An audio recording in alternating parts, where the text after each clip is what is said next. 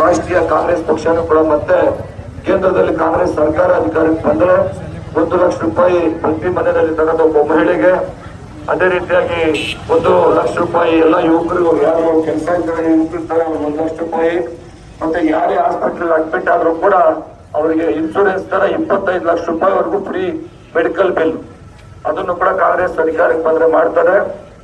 ಇನ್ನೊಂದು ರೈತರ ಸಾಲ ಮನ್ನಾ ಮಾಡ್ತೀವಿ ಅಂತ ಘೋಷಣೆ ಮಾಡಿದ್ವಿ.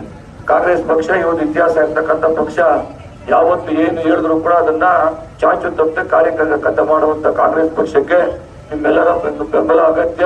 ನಮ್ಮ ಲೋಕಸಭಾ ಅಭ್ಯರ್ಥಿ ಡಿ.ಕೆ. ಸುರೇಶ್ ಅವರು ಕೂಡ ಯಾವುದೇ ಒಂದು ಸಂದರ್ಭದಲ್ಲೂ ಕೂಡ ಜನಸಾಮಾನ್ಯರ ಜೊತೆಯಲ್ಲಿ ಬೆರೆತು ಜನಸಾಮಾನ್ಯರಿಗೆ ಕೆಲಸ ಮಾಡುವಂತವರು, ಗ್ರಾಮ ಪಂಚಾಯತಿಯ ಸದಸ್ಯರ ಕೆಲಸ ಮಾಡುವಂತ ಡಿ.ಕೆ. ಸುರೇಶ್ ಅವರಿಗೆ ತಾವು ಬೆಂಬಲವನ್ನು ಕೊಡಬೇಕು. ನಿಮ್ಮ ಅಮೂಲ್ಯವಾದ ಮತವನ್ನ ಕಾಂಗ್ರೆಸ್ ಪಕ್ಷದ ಅಭ್ಯರ್ಥಿಯಾಗಿರ್ತಕ್ಕಂಥ ಸೀರಿಯಲ್ ನಂಬರ್ 2 ಎಷ್ಟು